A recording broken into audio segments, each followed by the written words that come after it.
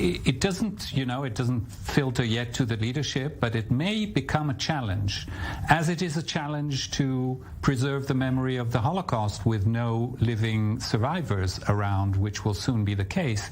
I think that with the distance of time to the events of the Second World War and the Holocaust, it will also become more challenging for the German leadership to preserve the legitimacy of this special relationship and the special commitment that Germany has held for so many decades to the safety and well-being of the State of Israel. Jeremy, how do you see this? Is the German public changing, or is this just a natural phenomena because of time that has passed? Look, I think it's clearly a challenge. Look, I think at the level of the leadership, I remember when Miki Levy, the president of our Knesset, went to the Bundestag in January, and it was the intensity of the event and the commemoration. The Holocaust survivors spoke, the whole of the German leadership.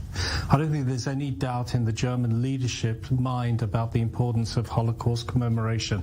It's important for the German identity of today, for them to be able to commemorate it and even accept responsibility and differentiate themselves from those that carried out the worst crime in history, as they would say. The younger generation is another matter. That is the challenge. That is why, for example, in recent meetings that we had with President Steinmeier and with the chancellors, with Angela Merkel, and the idea of youth exchange between the countries was given a tremendous amount of emphasis. And I think that the dramatic expansion and exchange of younger generations, and I've seen them come together. This is not a conversation of guilt and anger. It's a whole different conversation. And that's where we need to direct our efforts to youth exchange. I want to speak specifically about this survey. It has found that a third of Germans believe that Israel's treatment of the Palestinians is essentially the same as the Nazi genocide of Jews during the Holocaust. That is quite terrible. How do you see that? Is the memory of the Holocaust fading, or the way that Germans see Israel's treatment of the Palestinians is so severe? Look, both. I suspect. Look, I'd say like this. I was in Germany up till the end of March, and I was there for almost 5 years. And no one, I never came across, I mean, obviously in conversations with me, personal conversations, no one would have dared to make such a comparison. But I must say that I didn't come across it in public discussions. We had a lot of different open discussions with the German public.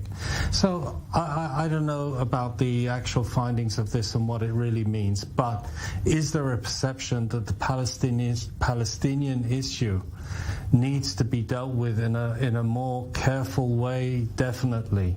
And I think this is a question which is a bit beyond today's discussion. But, one of the things that we have to do in order to firm up our relations with Europe in general, but also with Germany in particular, is to think of how we're going to move forward with the Palestinians. That is also a vital part of their agenda, and I think it also should be a vital part of our agenda.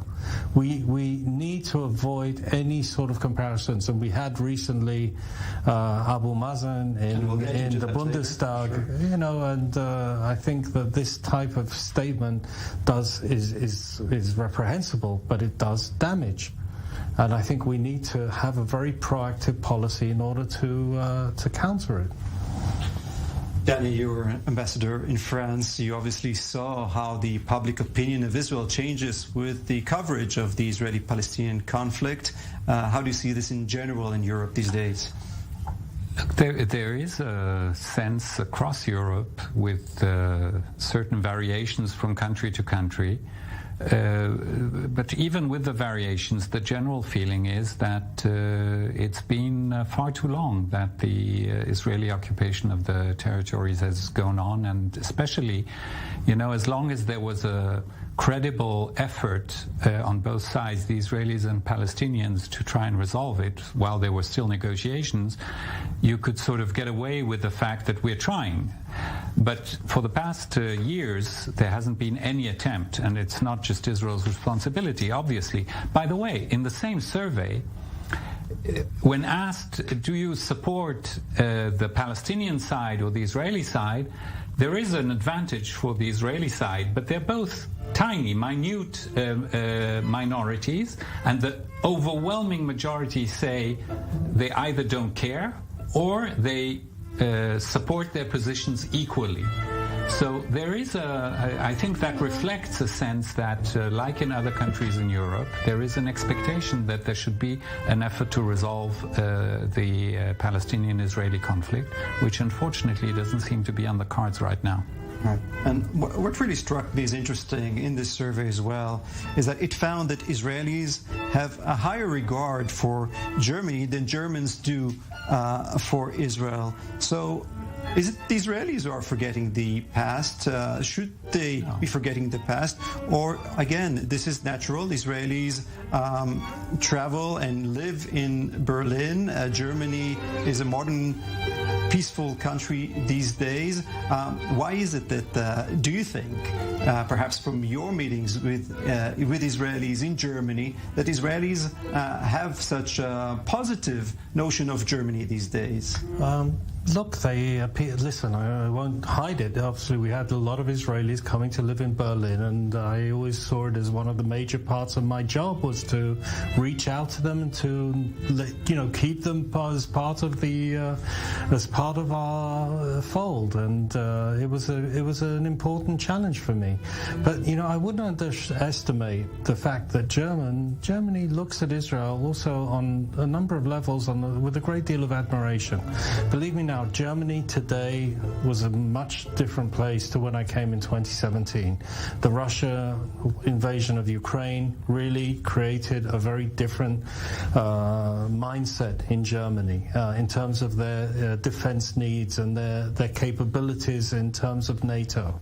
And believe me, one of the countries that they'll look at when they need to think about how they engage in defense cooperation and bolster their defensive capabilities, I'm pretty sure that one of the countries they'll look to is Israel, because they have a great deal of admiration for Israeli expertise in the field.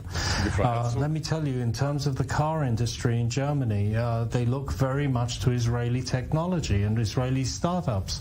When Mobileye was sold to the company Intel in 2016, I think it was, for the German companies, this was a great loss. And then you see a tremendous amount of German companies coming to Israel to be closer to the tech and to be investing in Israeli companies.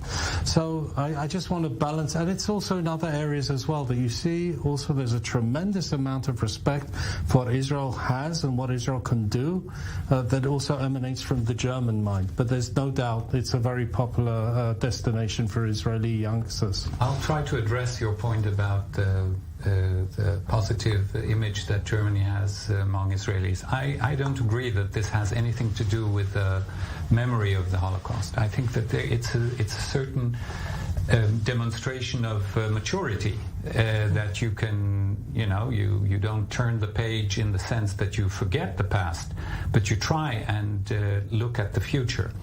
And if you want, my father was one of the founders of the Israeli diplomatic service. He was a Holocaust survivor. He was in the death camps. And he was part of the Israeli delegation which established diplomatic relations with Germany. Certainly he didn't. It had nothing to do with forgetting or with forgiving. It has nothing to do with it. But what he said is, you can't change the past, but you can try and write a more positive content on the empty pages of the future. And I think that the fact that Israelis can see the advantages and the certain beauty of this special relationship between two nations which were really not expected to reconcile easily, I think it's actually a very positive sign in my mind. I don't think that the Israelis, even those who live in Berlin and other places, I don't think that it has anything to do with forgetting the past.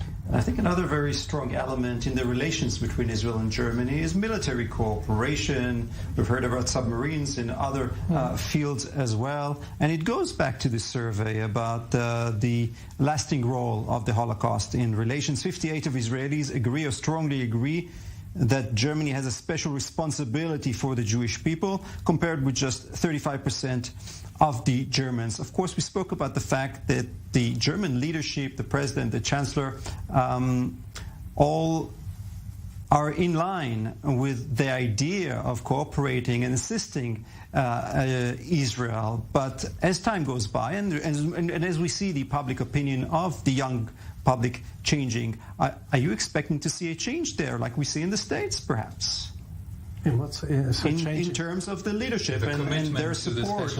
I don't see any indications that there will be a change. Even among younger politicians? The younger look, for the time being, the leadership of the major parties, the leadership of the present coalition, I think from wall to wall, apart from the Alternative for Deutschland, which most people consider a very neo-Nazi party, the leadership has basically accepted what Merkel said in 2008 in the Knesset, in terms of the special responsibility to Israel and to Israeli security, and I think it's a very strong feature in their beliefs. But the most important thing is that it's not just today a commitment of Germany to Israeli security. There's also developed a commitment of Israel to German security, and it's not just about submarines coming to Israel or corvettes coming to Israel. We also lease, for example, UAVs to the German army to protect their forces in Mali. So there's and under that also intelligence cooperation and exchanges. There's a lot that goes into it that has made this into a very reciprocal bilateral relationship. And you mentioned the Russian invasion of Ukraine. Yeah. In what degree do you think that impacted Germany's relations with Israel, or the need to maintain this strong relationship? I think the need to have that relationship and to nurture that relationship was there before that. I think it would only contribute and strengthen that need to do it.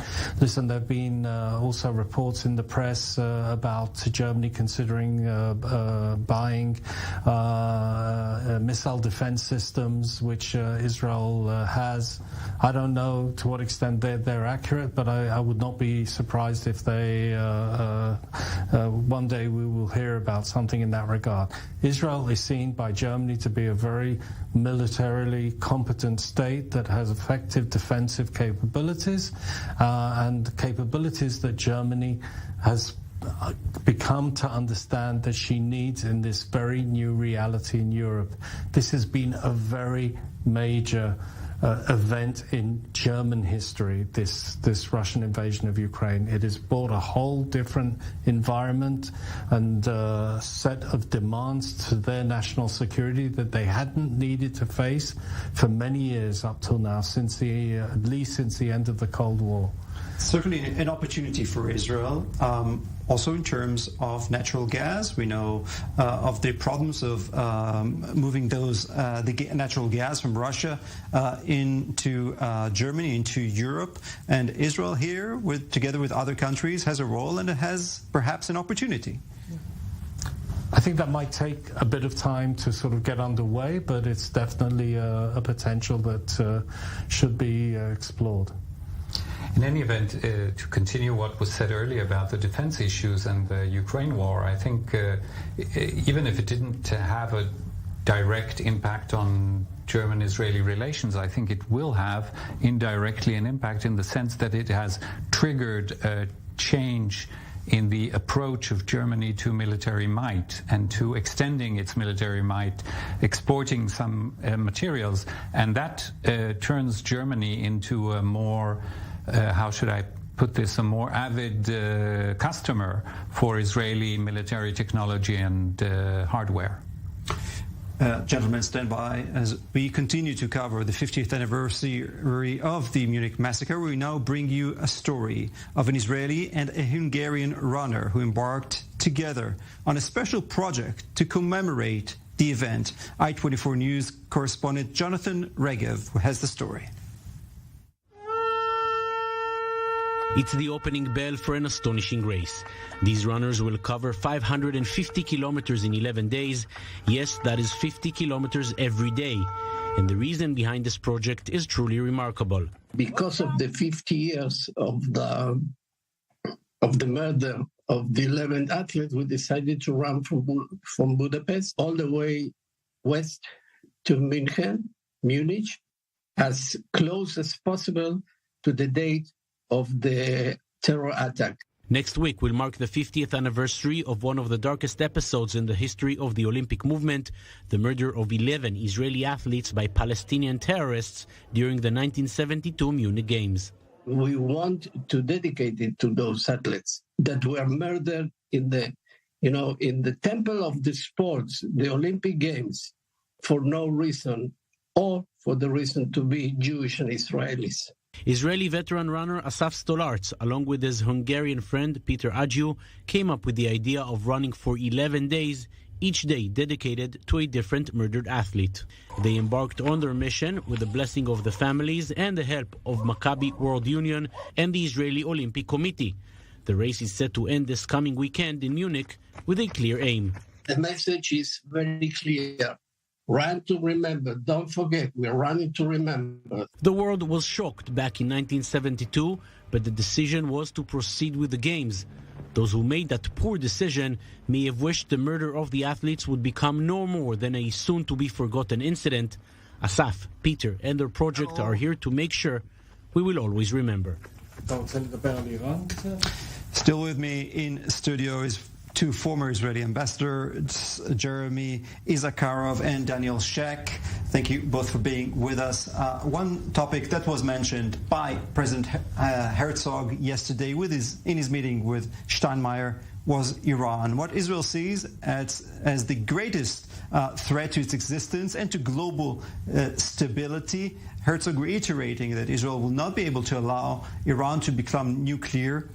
We're seeing the negotiations that nobody really knows where they've gone, and yet the two countries don't necessarily see eye to eye about how strict should Israel or the world should be with Iran to prevent it from acquiring a nuclear weapon.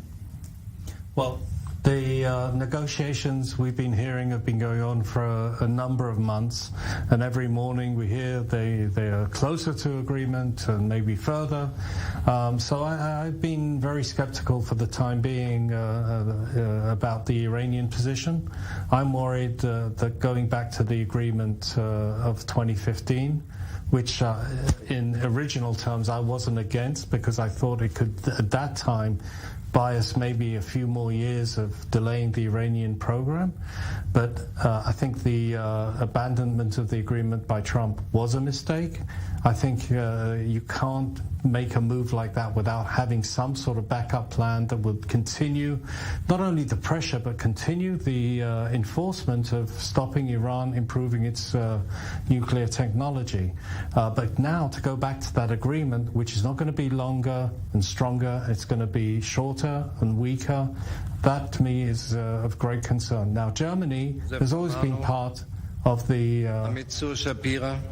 agreement. She'll support it, and she'll want to stay in coordination with the Americans. So that's the conversation that we're having now, and it's a vitally important time to have that conversation. And Danny, of course, that's not a problem just with Germany. Israel is trying to persuade the world, trying to persuade the Americans, sending delegations there, one after the other, Benny Gantz and other defense officials.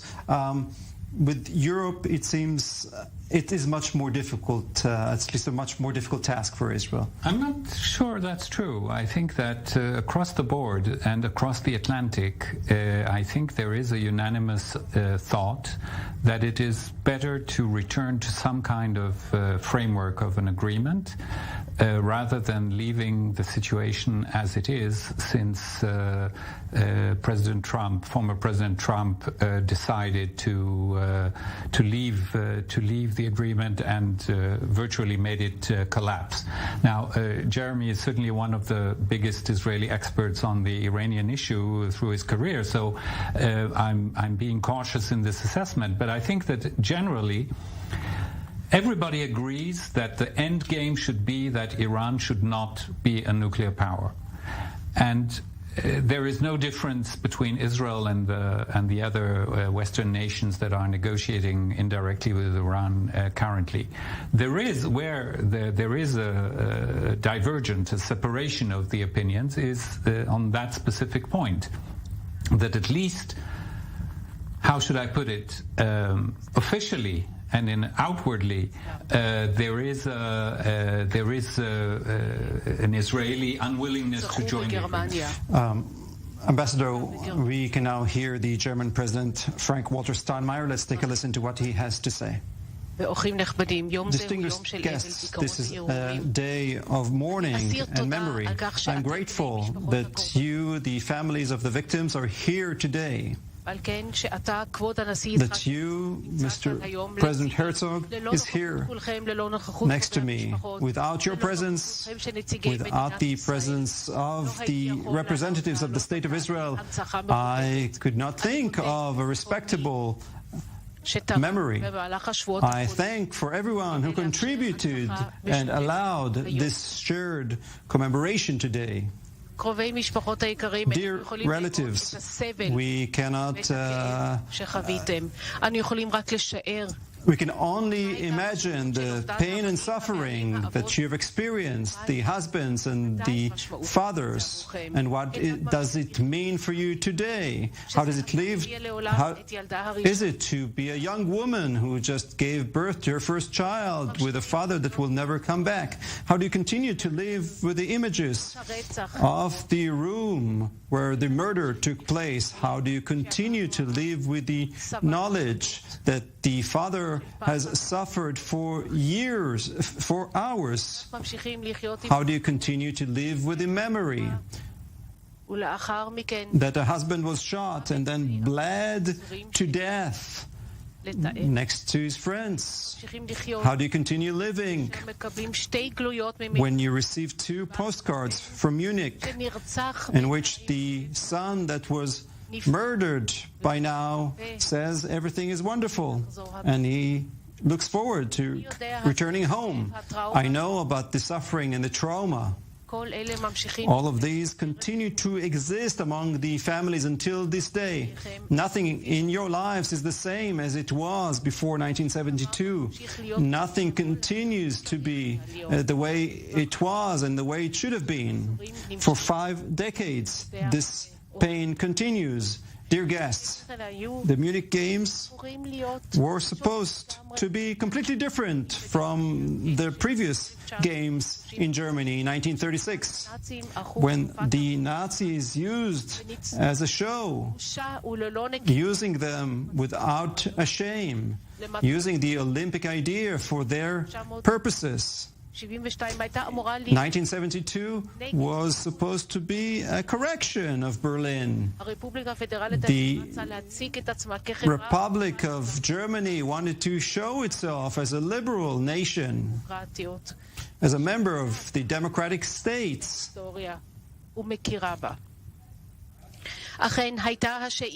Yes, there was an aspiration to hold cheerful games in the new Germany that has left the past behind it. But there was always also the responsibility of the host to the athletes, including and particularly those from Israel. Israel that was threatened from the very first day of its existence, surrounded by hate. The Jewish state has to be strong and be ready. In Germany, the Israeli athletes were our guests. Their security was in our hands. What show of trust this was to take part in the Olympic Games in the country of the criminals after the crime against humanity during the Holocaust. Among the Israeli athletes were also survivors. One of the sad truths is that we wanted to be good hosts, but we did not stand to the trust that the Israeli athletes and their families gave us. They were not safe. They were not protected. that were tortured and murdered by terrorists in our country. We were not prepared for an attack of this type.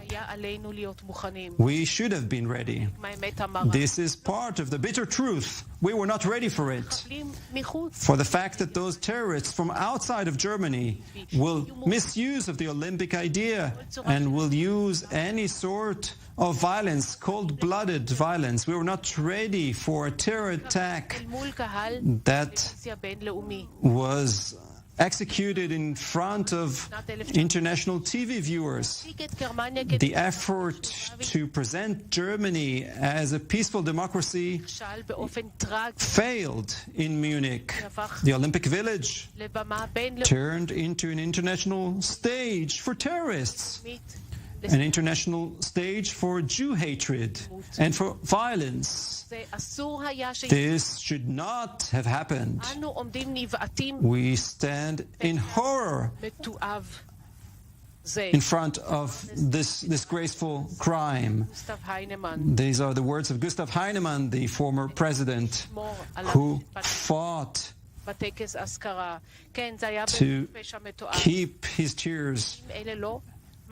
But these words are not enough to explain the catastrophe of Munich. Many have said later that this catastrophe was undescribable for those who were present there. This was the most dominant feeling for those who were there.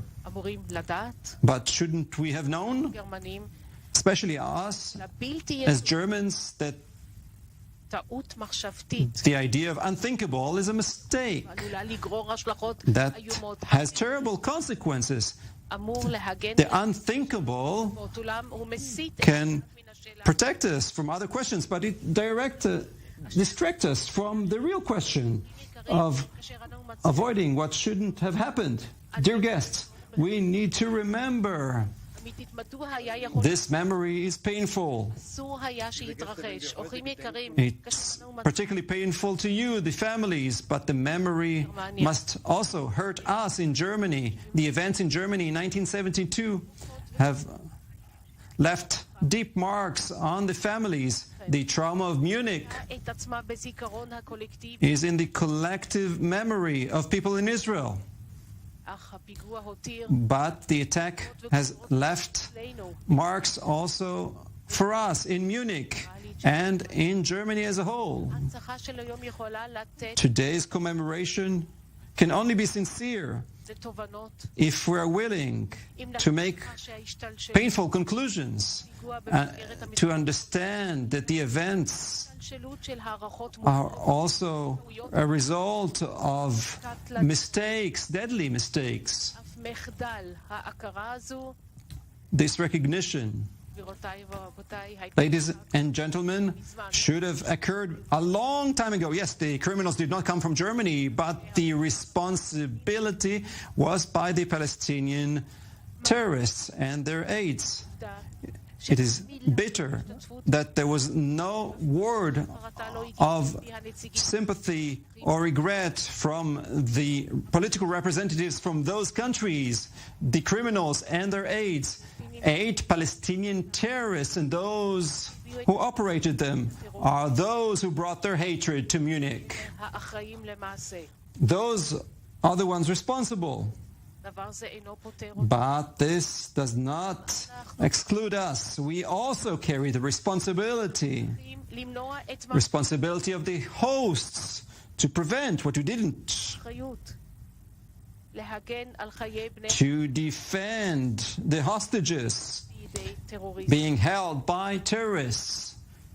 Today, 50 years later, there are far too many questions that remain unanswered. The games continued.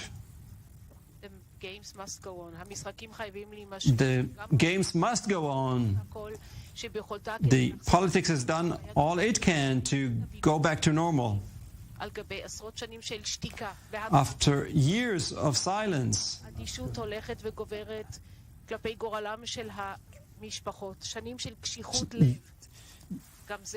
this should not have happened. How could all of this happen? We must ask ourselves this question. We must find answers.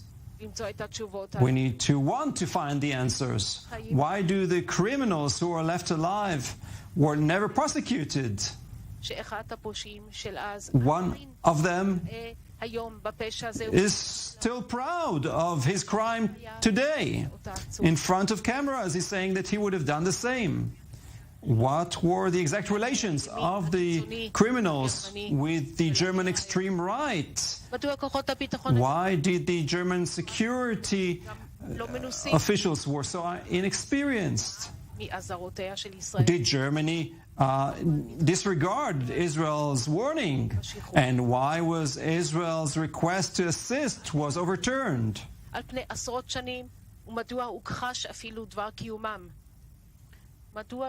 Why was there not an investigative committee?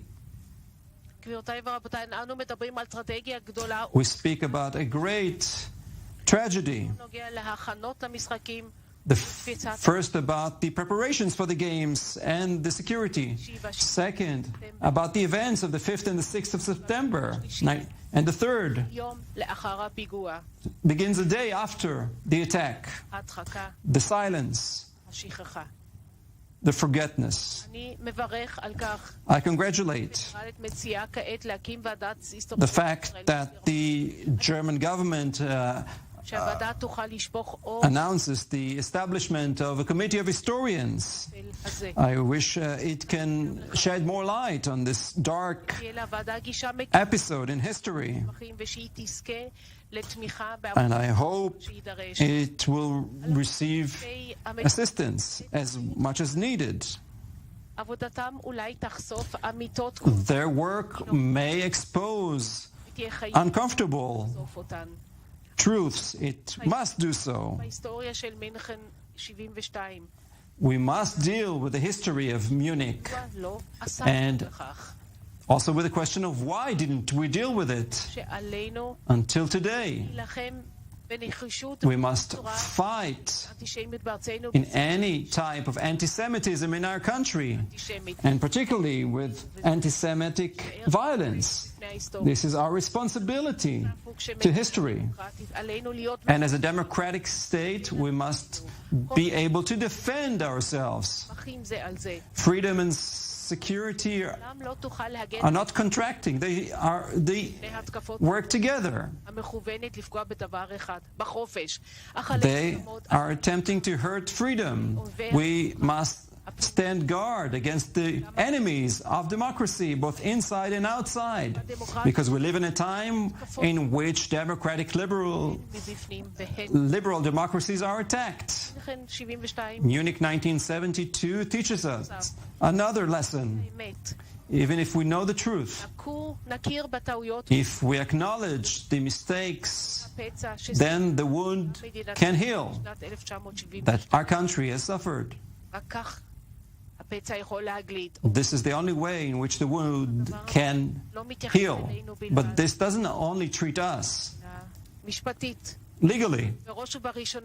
First and foremost, this goes to those who lost their lives. You, the relatives, you have a right to finally know the truth, to get answers to questions that are bothering you for dozens of years, including the question of why are you alone with your pain, with your suffering for so long?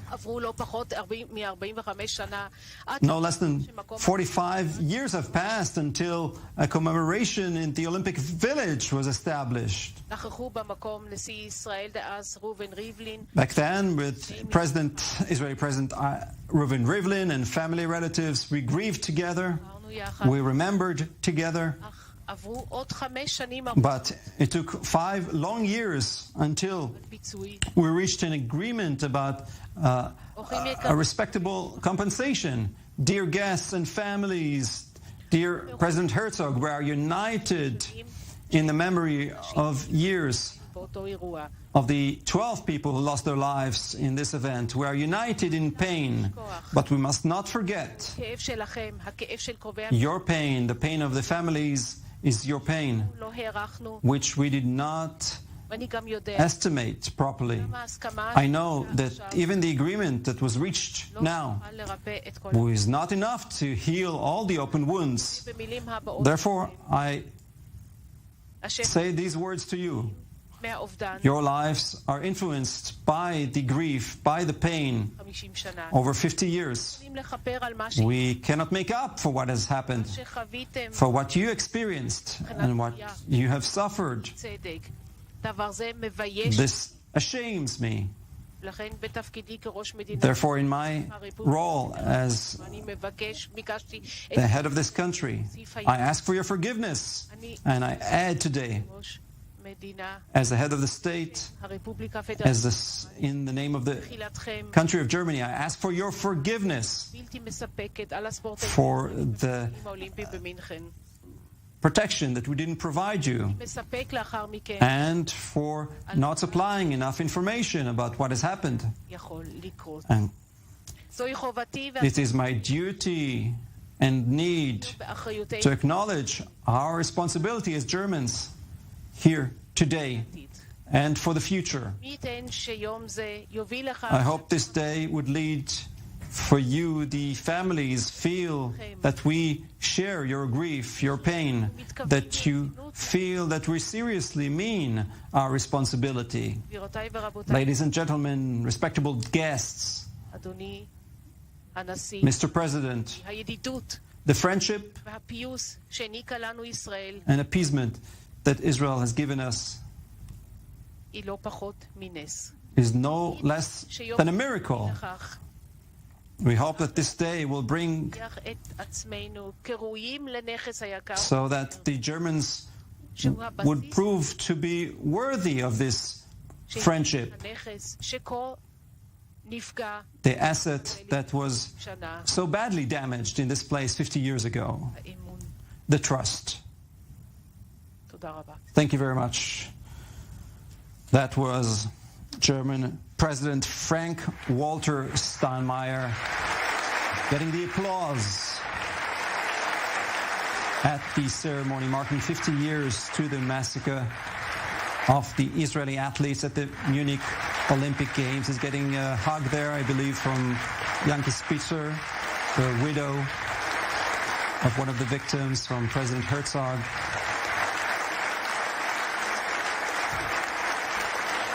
The Romano family.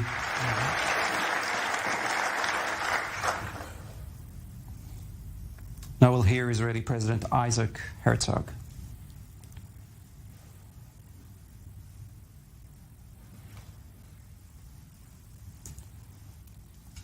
My dears and beloved families of those murdered, the survivors of the Munich massacre, my respectable and friend, German President Frank-Walter Steinmeier, thank you from the bottom of my heart for your historic and brave speech that touched the hearts of all of us. The Prime Minister of Bavaria, Markus Noder, leaders from Germany and from Israel, representatives of the Olympic committees, leaders of the Jewish communities in Germany, their beloveds and families of those murdered. למה היה כאבי נצח ומכתי אנושה מענה הרפא? כך שואל הנביא ירמיהו. The prophet Yirmiyahu asks, and this is how we ask today. גם בחלוף 50 Even after 50 years since the horrifying murder of the 11 Israeli athletes here, באכזריות בלתי נתפסת, with uncomprehendable הכאב הוא נצחי. viciousness, the pain is eternal, and the event remains as a wound that does not heal. Every one of us that remembers those dark and endless hours of September 1972 carries the same scar, the same moments in which we followed with fear the reports, the conflicting reports that came every few hours from the Olympic Village in Munich. It was difficult to believe that athletes, judges and coaches, Jews and Israelis, are being held by terrorists on the land of Germany. We hoped for a different ending. Unfortunately, our hopes tarnished. Within 24 hours, we received the most difficult announcement that none of them has survived. Although I was only a young boy, I will never forget that dreadful morning when I drove with my father to school and we heard in the car together the horrifying news. I will not forget the tears in our eyes, the sense of complete shock, the grief, the sadness that have covered an entire country when what was named the cheerful Olympics has turned into a lowest point of the history of world sports and Olympics. The 11 athletes, the victims of the massacre, came 50 years ago to the Olympics on the land of Germany under the spirit of sports, in the spirit of the Olympic spirit, of friendship,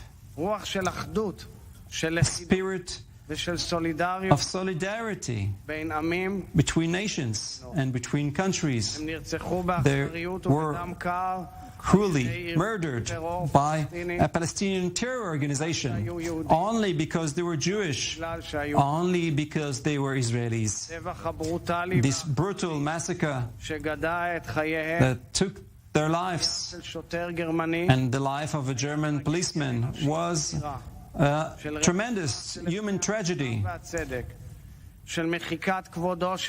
that erased the honor of a person. It was a moment in which the Olympic torch light has turned off. For us, it was a national disaster. It desecrated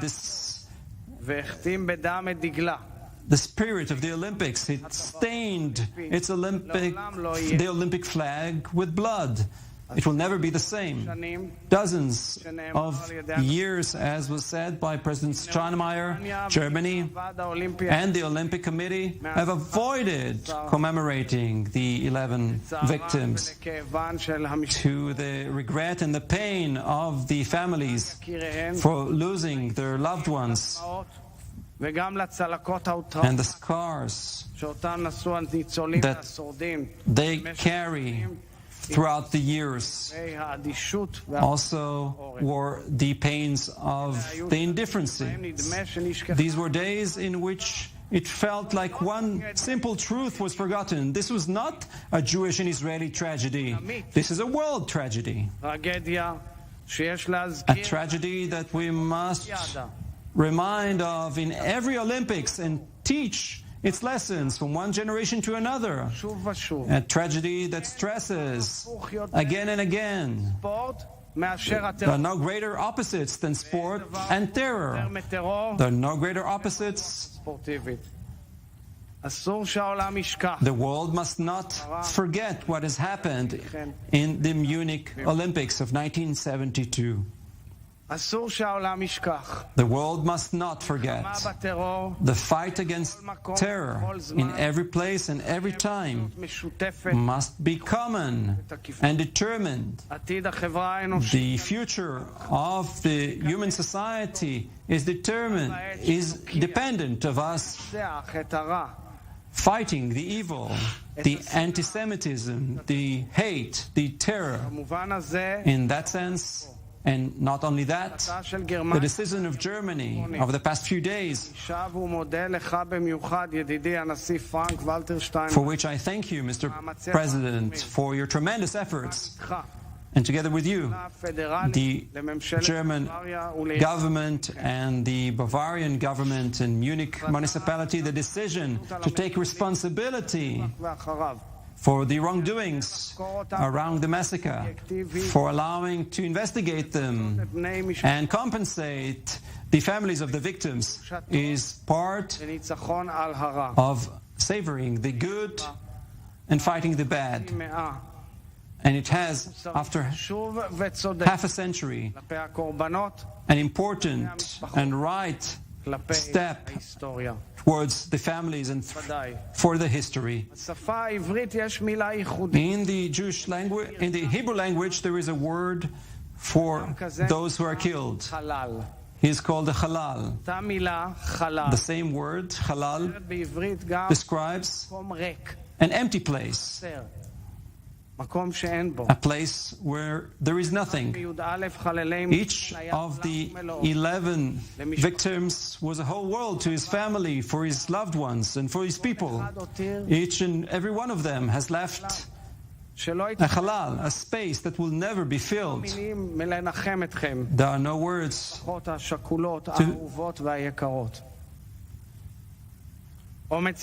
your bravery and how you stick to life and your following generations. Some of them are with us today, committed to memory and to life and meaning. All of these are an example to all of us for the memory of those who were killed. May the memory of the victims be saved in our hearts forever. The Israeli President Isaac Herzog speaking there at this special ceremony in Munich. We're seeing him hugging the German President Frank-Walter Steinmeier. Still with me in studio, two Israeli ambassadors, Daniel Sheck and Jeremy Issacharoff. Very powerful speeches, particularly that of the German President. Talk us through your main takeaways and the meaning, the historical meaning of this speech. Well, we spoke a little before about the role of the president, and I think in this sense, the president was speaking from his own soul. And I think that I've heard a number of his speeches, and I'm not surprised of he was incredibly candid about the past. He wasn't trying to sugarcoat anything. His words were very, very powerful. And I think that they will go a long way to healing a lot of the bad feelings that were with the survivors and their families. And I have no doubt that he has been a very great friend of Israel over the last years. I know that he means every word that he says, and I think he's been a great friend to the Jewish people, and at this point I think he's serving both countries' deeper interests, and at a very difficult time where we said before that we can't change the history, but sometimes history can change us, and I think these two presidents are helping us change ourselves, and I think that's important. Danny? Look, I think in a sense the ceremony has become a worthy closure for people involved. I can't speak for the families, and obviously they are the measuring stick to this, but I think that even if you saw the reaction of some of the family members that were present during President Steinmeier's speech, wiping a tear and nodding, you could see that he did the right thing and he spoke the right words. And it's 50 years of hardship, and in a sense, Jeremy's and my colleagues, and some points Jeremy himself and myself in some capacities in the foreign ministry have been accompanying this event, trying to help find resolution to this. And finally, this is happening, and I think that both speeches were very moving, very, very to the point. Both of them spoke about the need to fight terrorism and not just memory. There's also a sense of what has to be done in the future. Gentlemen, stand by. We go now straight to Munich. Our Germany correspondent, Polina Garayev, is standing by for us. Polina, a very emotional ceremony, very heartful speeches from both President Herzog and particularly that of German President Steinmeier. What are your main takeaways? Well, the ceremony is still ongoing, and we're still waiting to hear from the relatives of the victims who perhaps have the most to say. But we already heard some very powerful statements, specifically several expressions stood out to me. Never again, an historic responsibility.